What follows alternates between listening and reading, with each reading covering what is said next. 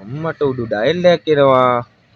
මේකෙන් කීයක් හරි ගලව ගන්න පුළුවන් මේක දීලා මූට නම් හිතහන්කෝ දෙන්න ෂොට් එක මේකට දැන්.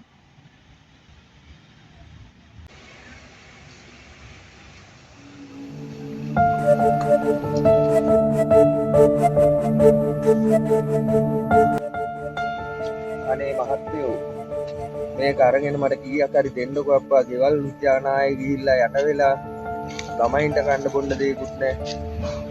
පුළුවන් නම් මෙන්න මේක මට කීයකට හරි මේ කීයක් හරි දෙන්න මහත්තයෝ.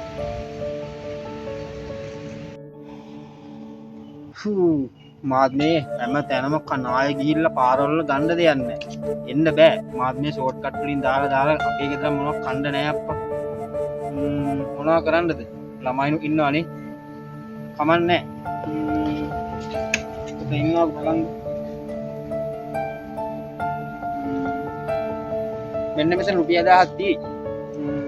ඕනියක් ගිහිල්ලා ගන්නකො. අනේ බොහොම ස්තුතියි මහත්තයෝ. මේ ටැබිලි වල එහෙනම් මං තියන්නද?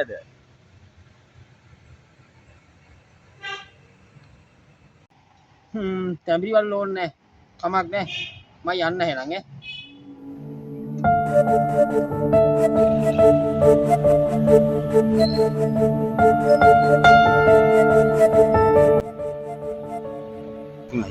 මට සිදු අරුණම් මොකෙක් හරි තටි ගොනි. අද මට හොද්දට ලයින් එකක් ගහන්න පුළුවන්. දෙන්නම් අත හොද්දට වැඩක්.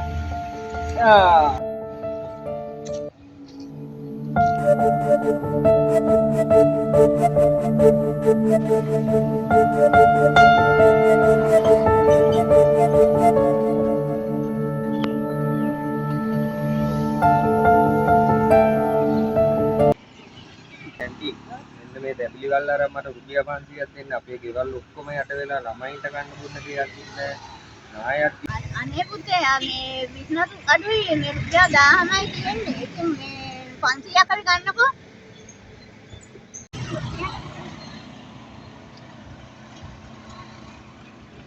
අනේ ඇන්ටිට ගොඩක් පිං ඇන්ටි.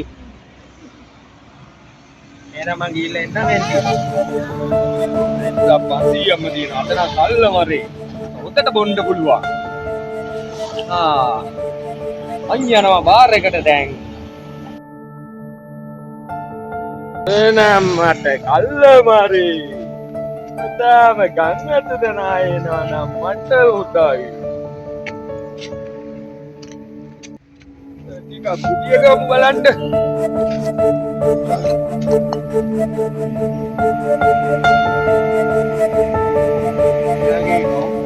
ඉන්නවා මට ඒ හින්දා උදයි බය නෑ මම.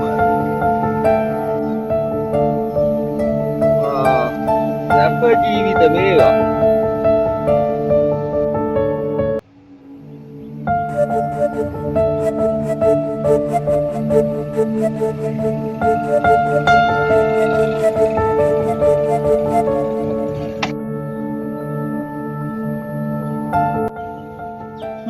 කාට කියන්නද?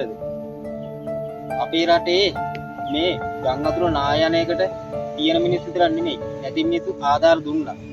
මොකද තියෙන මිනිස්සු නෙමෙයි නැති මිනිස්සු තමන්ගේ හාල් හුණ්ඩුව තියෙන හාල් කවරේ පිටින් තමයි දුන්නේ.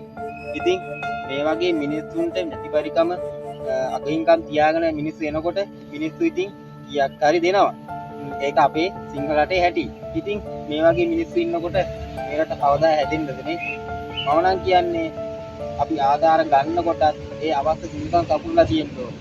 නැත්නම් විකරුණේ මිනිසුන්ගේ පරිත්‍යාගයන් නැතිනාස් වෙන එකයි වෙන්නේ. අපේ දෙන අයටත් කියන්නේ පොඩ්ඩක් හොයලා බලලා මිනිස්සයා හරි තැනින් දෙන්න කියලා. එහෙනම් උත්සාහ